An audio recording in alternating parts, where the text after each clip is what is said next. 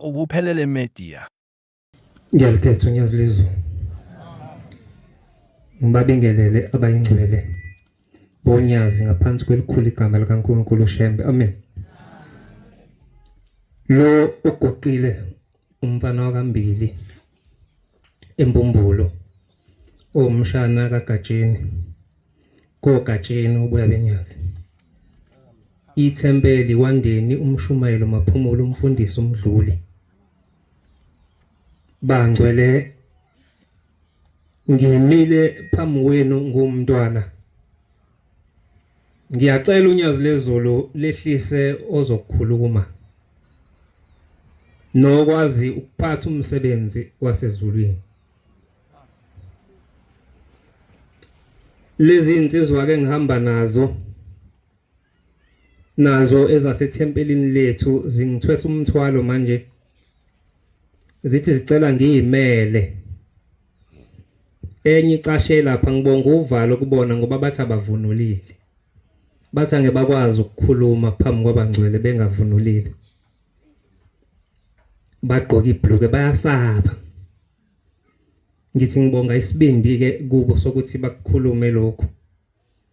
Sengiye ngilifaka ibheshu ubangcwele uma ngihamba ngesizathu esisodwa. Yenzeka umshumayela kucela umfundele umthandazo. Kanti thiwa kuvumelekile ngufunda umthandazo. Ngingayivunulile imvunulo kaShembe. Ngiyakhumbula ngelinye ilanga eGlibhu insizwa kaNgwabe kufika umshumayeli nawo ngikhohlwa isibongo sakhe walapha esibonakalisweni. Ufika unikwa inkonzo. Usethi ngicela insizwa ezongifundela umthandazo ezowufunda kahle ihlabelele kahle. Kwabe sekuqoka uNgwabe wale Potchefstroom wabe sewufunda umthandazo. Wayesesukuma umshumayeli wayiphatha inkonzo.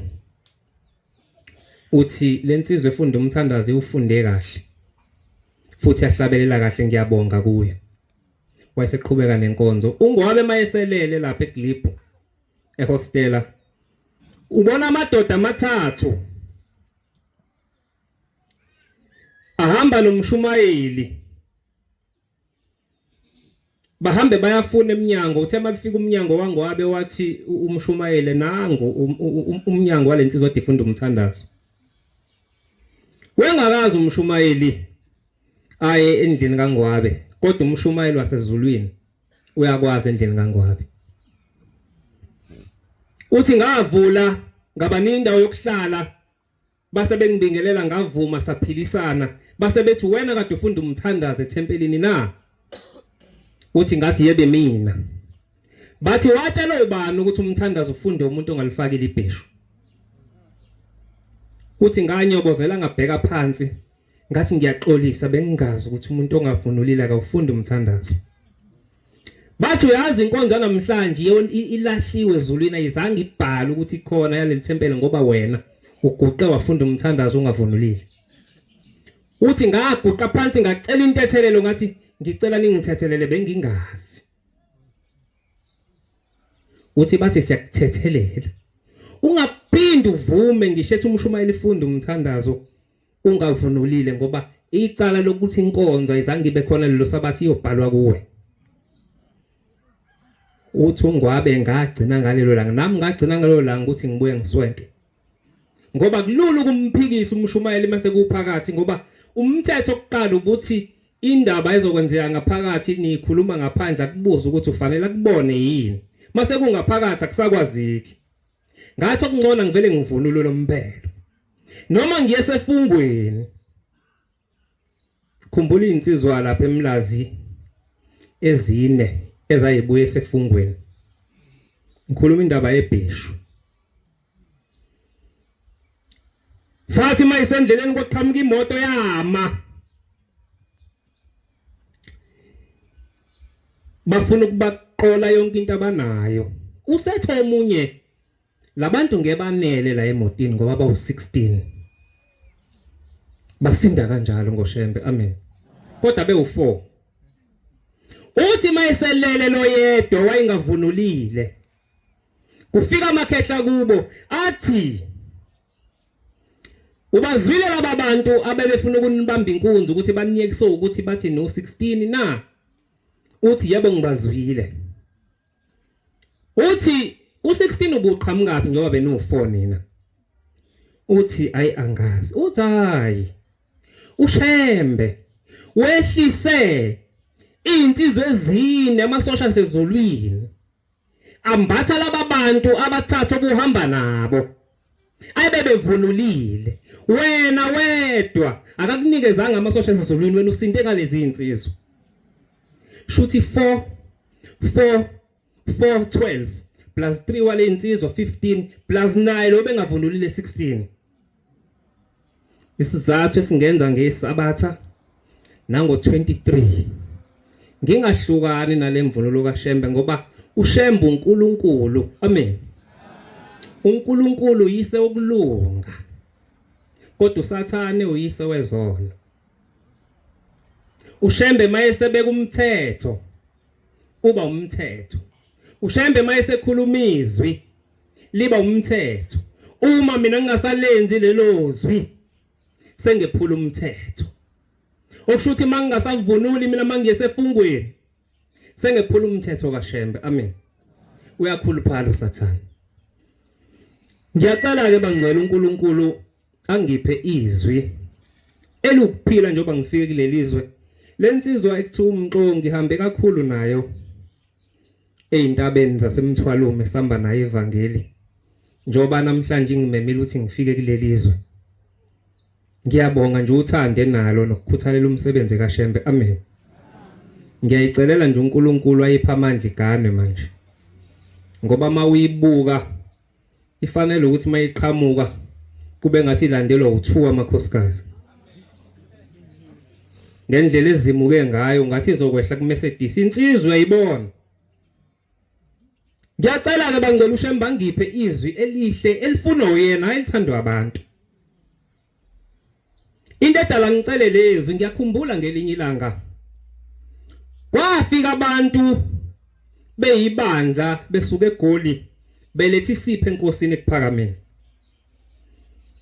Eminyakeni emidala kuthiwa ihlale isaphenduka zayisafika. Babe sebedonsa ithuluzi bedonsa isigubhu. Uyilalele lento ngoba angeke ngisho ukuthi ngithini kodwa kufanele uyifunde emqondweni ukuthi ngithini. Ngoba uShembe ukhuluma kanye emeshinto. Balidonsa ithuluzi thiwa inkosi ilanga yayinikelisa yayisidonsa umshumayeli ethi umshumayeli ohamba ungibuze lithi obani laba bashaya ithuluzi. Wahamba umshumayeli bafika bazichaza ukuthi bavele eGoli bahamba phindisa umyalezo enkosini. Yathi babuza ukuthi bazokwenzani. Yawuza umbuzo. Bathi baba silethe isipho enkosini. Waphindisa umshumayeli umyalezo enkosini. Yathi inkosi awuhamba ufike ungibuzele kubo ukuthi uma umakoti elethe umbonde emzini kuyekutikiza yena noma kuyekutikize laba alethe kuba umbondo na. Wahamba umshumayeli waya kulaba ababelethe isipho bafika wababuza lo mbuzo base bedangala manje. Wafika bathi bona cha uma umakoti elethe umbondo kuyekutikize laba eze kubo. Waphinda enkosini wathi baba bathi kuyekutikize laba kusuke kulethwe kuba umbondo. Yathi inkosi hamba ufike ubatshele ukuthi isipho sabo saliwe ezulwini ngoba bashaya ithuluzi kungelona ilanga lemgidi kaShembe. Njoba silishaya kangaka angazi ke unebhadi ozwela amazwi aphinda aqhubeka lishaye ngoba uShembe ukhuluma kanye kodwa ubhala icala ukuthi ngakusho lokho.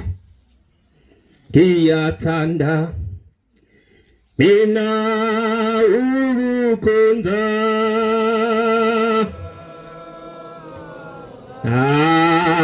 inkosi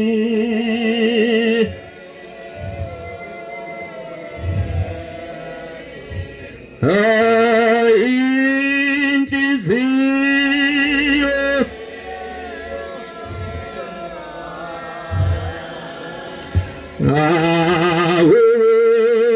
kolula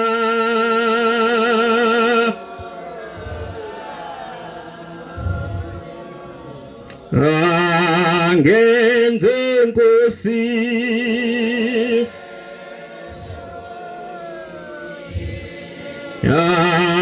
noma kubuhlungu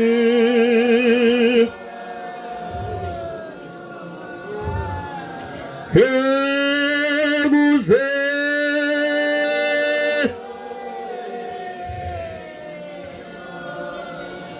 angesiku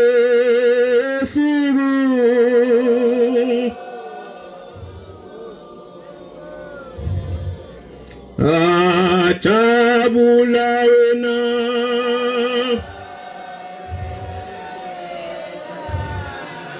awe mhlaba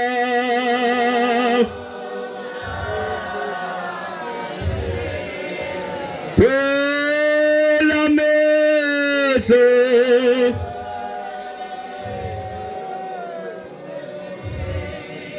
abone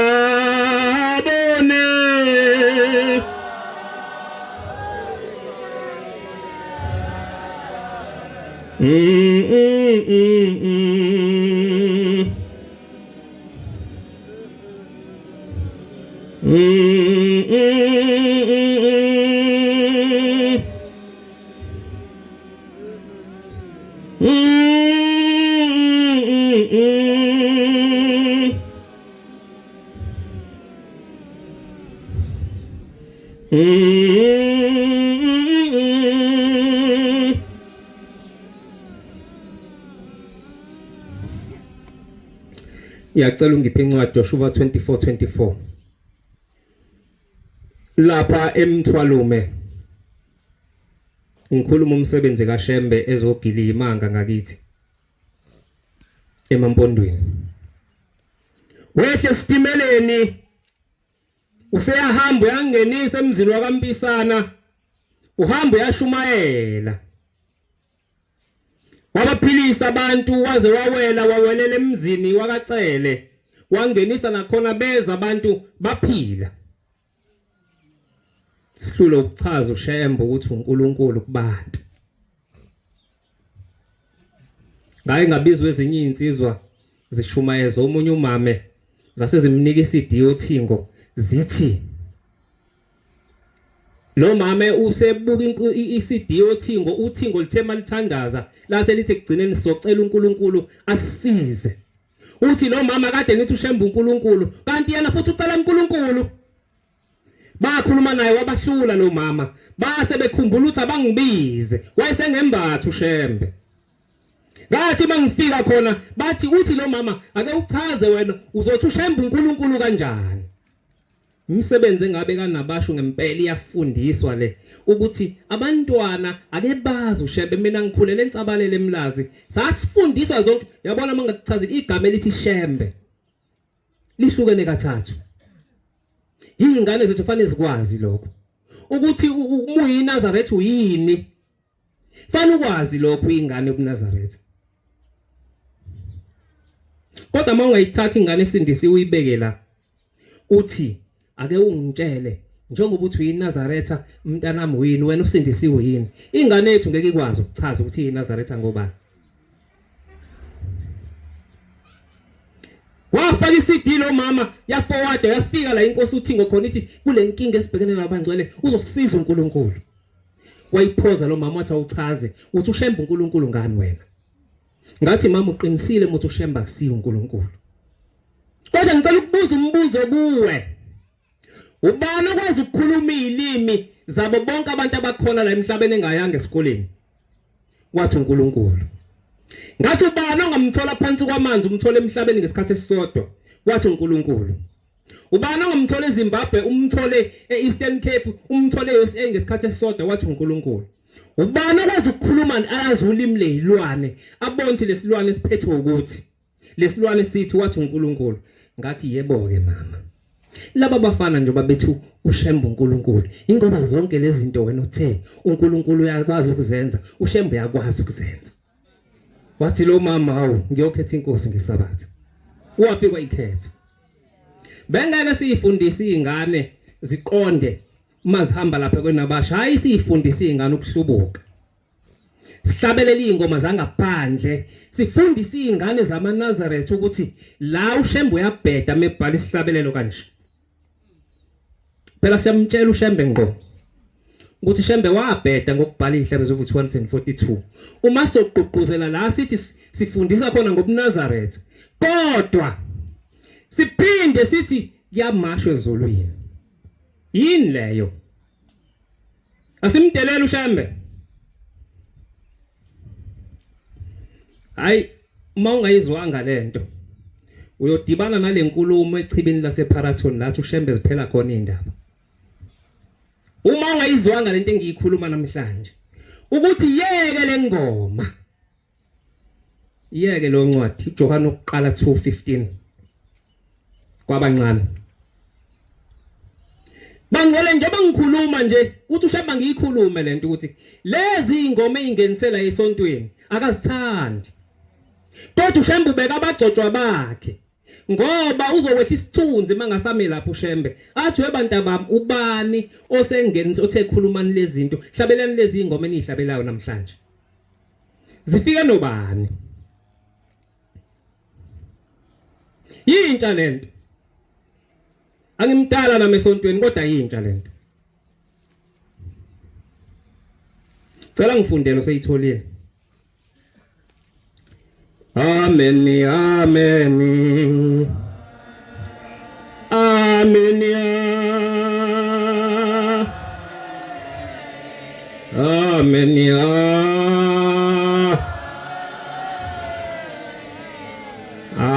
Inhlaba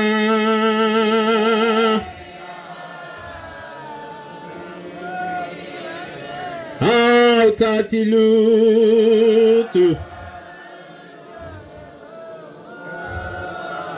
kunezwi lakho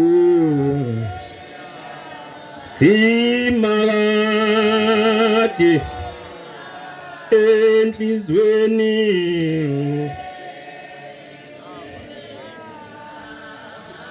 Oseyitholile ifunde kuze ngehlele ngezandla. Ningathandi izwe nezinto ezisezweni. Uthi uShembe asimusa ukuthanda kakhulu izwe bangcwele nezinto ezisezweni. Uma umuntu ethanda izwe, Uma wena uthanda ukumasha ezulwini, lokho ukuculwa namhlanje. No halala, halala. Akuyona yasezulwini leyo nto. Ngeke uyifice futhi ezulwini. Buka, ngakubhejela mina ngeke uyifice leyo nto.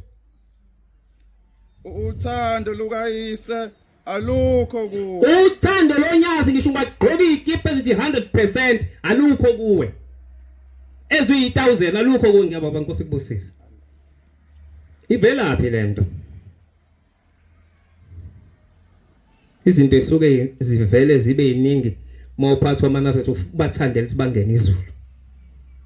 Kodwa nginikhumbuza ukuthi njengoba nila nafunga niyayazi into enayifungela manje ngiyohlala endlini kaJehova kuze kube sekupheleni kweinsuku zami. Uyayazi into wayifungela.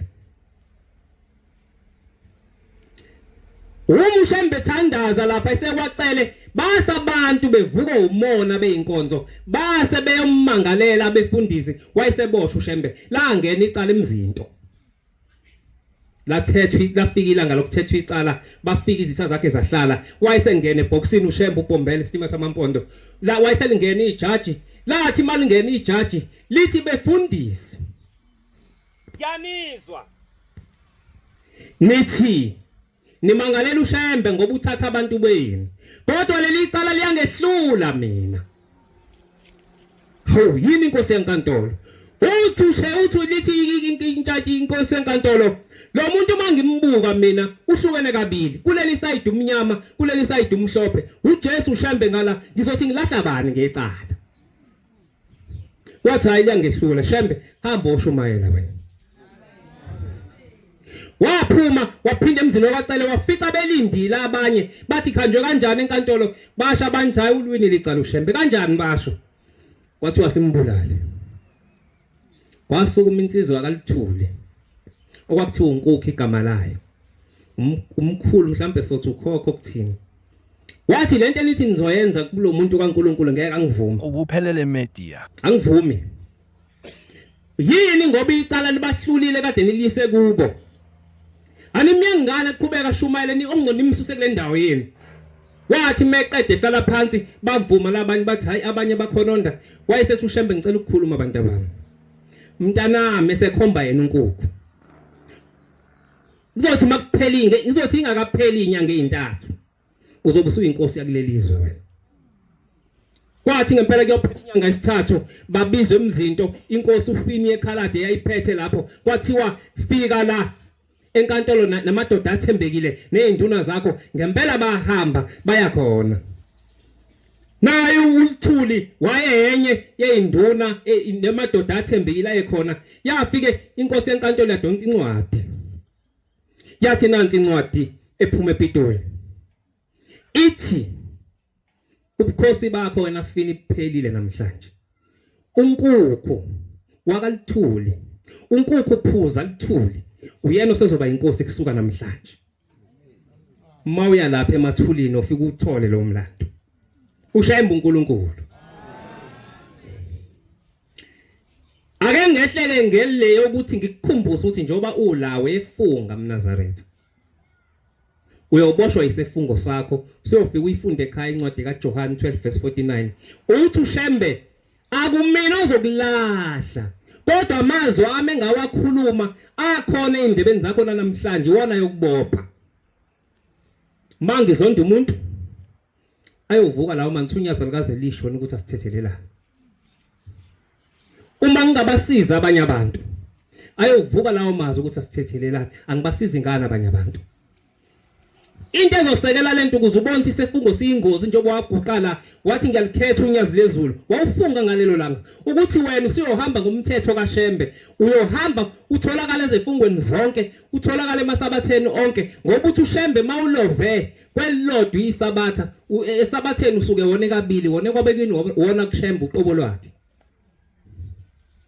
Uma ungasaye esefungweni ubani oyahamba ekumkhokheli afika amtshela kade ekephi njengoba dengekho esefungweni. Uma kade ungekho ku23 ubani oyahambe aye kumshumayeli athi mshumayeli njengoba dengingekho ku23 bengikuphi. Ngoba lapha entsabalele ngelinye ilanga kwake wathi umama elovi sefunga izinyanga zisithupha uthema ebuya weze sefungweni kwanje ngento ejwayelekile wawuvula wawuvala. Kodwa uthema eselele ebusuku yafika inyanga yezulu lithi mntana mbuyile sefungweni. Uthi baba bengile. Ithi inkosi usivulile wasivala uthi baba. Ithi inkosi uyile kumkhokheli komtsheli kade ukuphi le inyanga ezisithupha kade ungekho na. Wathi baba ngiyanga. Yathi inkosi kodwa wena unenhlanhla njengoba nawe unenhlanhla namhlanje. Umuntu osuke engade engekho esefungweni wangaye kotshela umgcotshwa wakhe ukuthi kade ekephi njengoba de engekho. Ingelosi mayisethatha iminikelo iyayitshingo wakhe. Wena vuka uye kumkhokheli uma mcineka ufike usho uthi mkhokheli inkosi ifike yathi kanje manje ithe mina nginenhlanhla ukuze umnikelo wami ungantshingwa. Ithe angizokutshela ukuthi bengikuphi inyanga ezisithupha. Yathi inkosi futhi mawufika esefungweni beka isikhwama sakho lapha ufike umbingelele umkhokheli yathi kuumthetho lokho. Masilovile bangcwele angiluleki abantu abadala. Ngiluleka amakholo azovinjwa ilento ezulwini. Ngoba uSathane ubhilitile ungakhuluma into eyiqiniso. Ufike la uthi iNazaretha amaliga utshwala liye ezulwini ubese kuthiwa namanga ululeka abantu abadala. Wathunkala idibene emfuleni ngo2023 lapho uShembe sishiye khona. Zibanga indaba otshwala sayichaza. Indaba otshwala ijule kabi webangcwele. Uyabona umuntu mayedalwa ake kuchazela indalo kaNkuluNkulu. Ukudala wena ungenalutho oluyisico olungakwenza waliwe ezulwini njengengane ephuphumile. Ingane ephuphumile lezolikhulu ezulwini ngoba inacala. Ithe ingakafika emhlabeni ephinde emuva. Nawe usukufana nengane ephuphumile mawudalo sukumphefumulo ongenaphunga bafike bakubeke kubazali bakho bakuzale ngokwenyama bese umphefumulo wembathwe inyama le bese inyama ungcolisa umphefumulo ufunde zonke izinto ezikhona emhlabeni. Ngamhla umphefumulo usuphinda kuba inyama inayo indawo awukwazi umhlaba ukunqaba inyama uyayemukela. Kodwa umphefumulo mawusufika esangweni kwenzakalani? Bafike bawuskena abanini bezulu. Bathi ngeke ungene la wena ngoba unokisiqatha. Wena unokisinemfu wena. Ngeke ukwazi ukungena la. Phinda la ufunde khona lento ufike uyogeza. Batho baba inkosi ilanga yakhuluma ngeminyaka emidala. Yathi ngizobadedela bayokhuluma ulimi ongeke niluze. Mayise fika kumina athi mzukulu ngicela ungigayele utshwala. Bese ngithi mina ngoba ngizwe ethi ucela ngimgayele utshwala bese ngiyothenga imithombo ngigaye utshwala kanti akasho njalo. Uthi mzukulu ekhaya ngaliwe ngoba nginokutshwala. Okwami mina angithathi imbuzi ngiyekushembe noma ngiyekhala emphefumulo. Ngithi abantu bakithi ababedla idakamizwa inemfu namhlanje ngizocela ushemba bageze lento. Hayi wena uthatha imithombo gaye. Ngicela ukubuza ke makuwukuthi bafu ugaye ngoba befike ngephupho. Mabe ngase bafika okhokho bakho namhlanje bathi we Gumede. Mntanami njoba ugayile ngesonto edlule kube mnandi utshwala sibedlile. Sesiyacela manje esizukulwaneni sethu nezingane oyizalayo nezingane zezingane zakho kube nezitabane ezimbili nje njalo enzalweni. Ungavuma yini? Cha othi angavuma Phumelo bala. Angithi bafike ngephupho. Awuvumi ngani kube nesitabane enzalweni yakho mangabe uzovuma bethi gayi utshwala. Sikhetha amaphupho. Masifuna ukuyezulwini. Asenze nje bangcwele. Asilingise lensizwe yaye enkosini ilanga iyokwenza umcimbi yafika athi baba ngizokwenza umcimbi yathi inkosi ungagayi yazo. Yafika yawenza umcimbi. Ithi mayisiwenzile umcimbi kwavela ikhehla ngomfanto. Lathi angeke ngingene mina nje badungenisa abantu abadala la ekhaya ngoba wena ubugayanga utshwala. Azange athi mangabe ezwa leyo nto ebesethi yena uzothuma imithombo ingane ezogaya ekhaya. Kodwa waphinda enkosini. Wathi baba ngiwenzile umcimbi ngangakwenza uthi angingakwenzi kodwa kuvela ikhehla ngomfanto wesicapha lathi alingenanga lona ngoba angibugayanga utshwala. Yathi inkosi unenhlanhla mntanami ngoba wena uzange uthi muzwa lona wagijima wagaya wabuya weza kimi. Lalela ke mntanami hamba othenga ukhambo olusha. Uthenga iFanta orange. Uyithele ngathi uyayela. Khona izokwenza amagwebu mntanami. Bese uthatha impepho. Uye lapha emsamo uthi nina bosibanibani bakosibanibani ngithi nabo utshwala nginigayele lona ngiyaxolisa uthi ngingagayi uzani nizophuza. Wenze njalo lafika lelikhehla lathi ngiyabonga bomnandi utshwala obugayile. Uthi umshumayela uDlamini ukwenza umcimbi weenkomo ezimbili. Menza umcimbi weenkomo ezimbili. Bafike ebusuku belwa uthi ayelwa amakhehla thwala umfana uhlaba inkomo engaka akabugayi utshwala lo mfana uyadelela bethi abanye simthathe. Uthi ngavuka ngaxoxela umama. Wathi umama baba sokwenza njani uthi watatazela umama wakwakhe. Uthi ngathula ngashona kuwallet wami ngashona etuck shop ngabuya nothula ithaba u4 bedrink. Hlakaniphani nibe mnene njengani njengeyinyo njengamajuba. Uthi ngabuya ngangena ngalendini ngase ngimiyeka ngoba uzongidadazelisa. Uthi ngadonsa impepho ngathi nina boDlamini namhlanje ngigayile nabo utshwala ngixolisa ukuthi angigayanga ningithethelele. Uthi phuzani ke la ngendlela enifuna ngayo. Uthi basebelala uthi bafike ebusuku bathi hawu hey siyabonga mzukulu baze bamnandi utshwala obugayile ukufundisa ubani. Uthi ngaphendula ngathi ngikufundisa ushembe. Bathi awuphinde ugaye futhi. Ungilekelela ngikhuluma nabantu abathi hey uyabheda lo mfana ukhipha isonto lesizulu esizulwini. Akulona isonto lesizulu le. Akilo. Mina ngisinelwa. Wekhona umxo. Azange bugaye utshwala. Kodwa uAnto isayoni ubuye sekunomcimbi komalume wafika ekhaya. Kodwa ngizange bashayela abazali umthetho. Bathi bona bafuna ukugaya ngathi umuzi wenu ningagaya. mina ngicela ungabuthenga utshwala ngesizathu esisodwa. Uma ngiyekhala emphefumulo ngisuke ngingeva ngiyokwenza umshembe umsebenzi wokuthi athi ageza abantu ngiphinde ngibakhiphe. Ningagaya kodwa ngicela mina ukungabuthengi, angifuni ukuzibopha. Mangabe nifuna ukugaya ningagaya, mina angeke ngibuthenge. Bathi hayi phela labantu abakho mawuthi wena bangaphuzi, ngathi hayi angifuni ukuthi sengifaka amatshe la ekhaya nje baniwafakile ngiphinde ngingenisa izimbiza zotshwala, ushembe uzongibopha. Bathi kanjani? Ngithi mina uNkala uthi ukhola iminyaka kodwa ngama-90s wabika ubuNazaretha. Uthi mayebika ubuNazaretha bamlula ukuthi ibugayi kuyofika bona baze basho ukuthi biyeke. Uthi ngo-2020 lafika ikhehla. Ngixoxela abazali. Lathi leli khehla mzukulu. Uyangazi mina uthi ngathi angikwazi. Bengicabanga ukuthi umkhulu mina wathi angisiyo umkhulu wakho mina. Kodwa ngukhokho wakho. Lithi leli khehla namhlanje ngizokutshela ukuthi lento othi uyiyona iNazaretha awuyona. Ngobani? Lithi leli khehla wena wehlukanisile. Uthi ngathi hawu khokho mina ezweni lakithi bekushawa isibhamu benginazo, ngathi mangikhetha inkosi ngayilahla ibhamu, uthi yonke into ngayiyeka. Lathi leli khehla siyakubona lokho, kodwa wathi mawukhetha ushembe wona uqhubeka nokungcola kade ukwenza usengane. Uthi ngathi yini leyo? Lathi wena uyabona mawungena kule yandlu leya likhomba indle abantu abadala sesiyaphuma sibaleke. Uthi ngathi ngoba yini bathi suke sazi uzosingcolisa wena.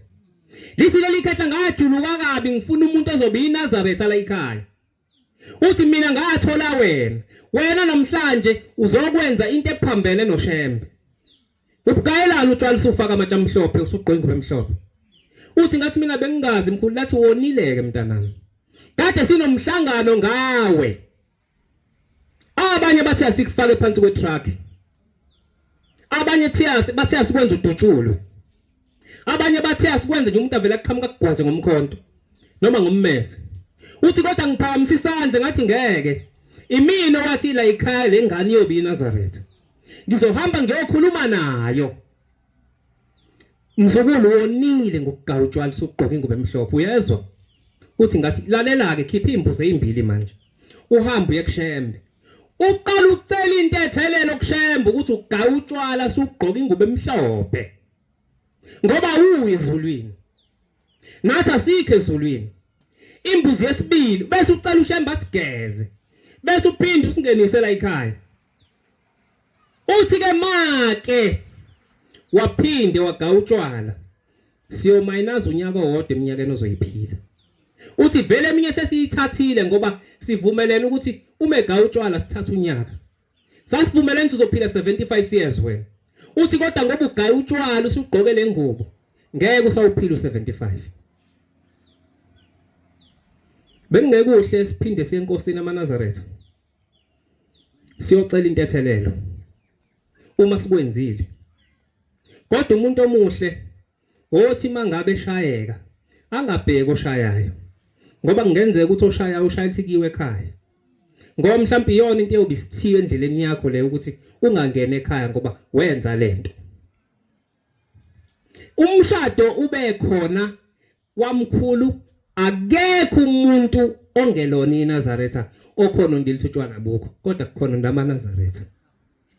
Ihlazo bammela ubaba kwaze kwayinqaba kuthiwa hawu wancisha abantu utshwala, yini abantu ungabanika utshwala bajabule? Kukhona ndamaNazaretha.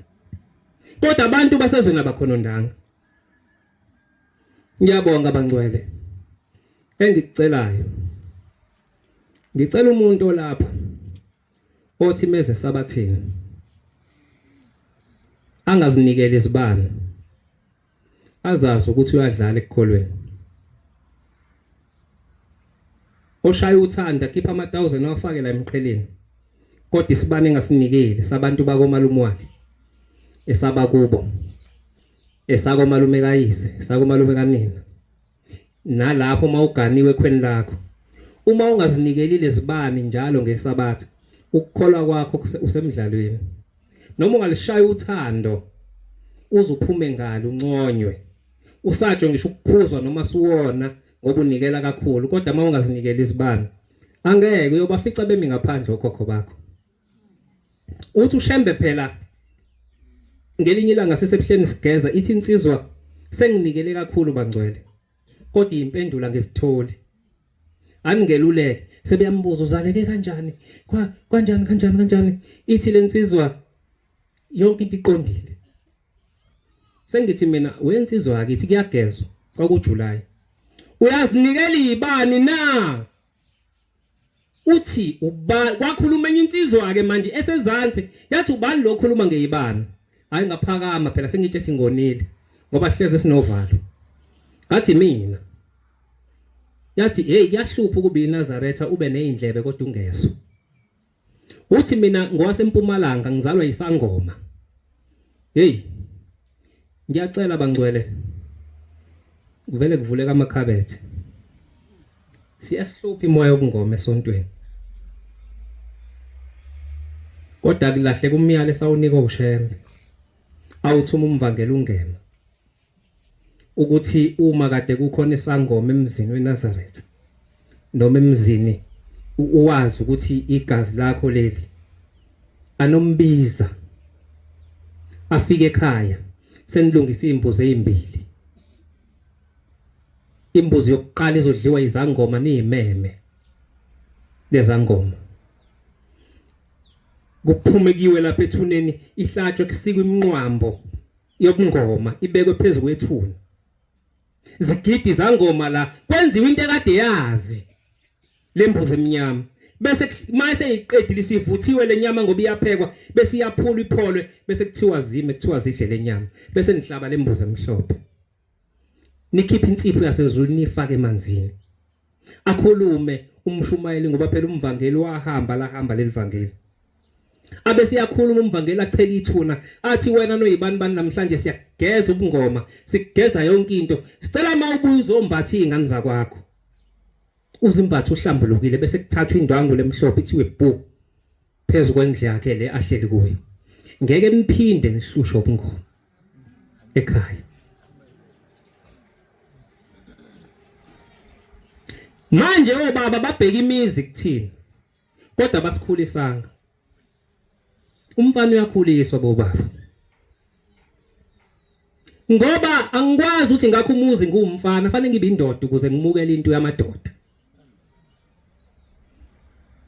Lapha ngasekhaya kaKhawula kufika isalukwazi kuSibu sathi mzukulu khona into engikuphathele yona inkinga usanuka ubisi.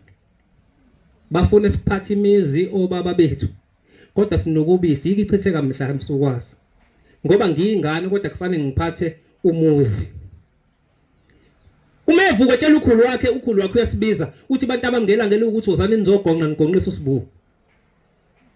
Sagonqa njengoba kugonqa intombi sahamba saya emfuleni njengoba kuyintombi sabuya wasini uSibu. Lo muntu une degree akawuthola umsebenzi usebenza einkontrakini kodwa lesalukwazi sifike sathi siphethe lento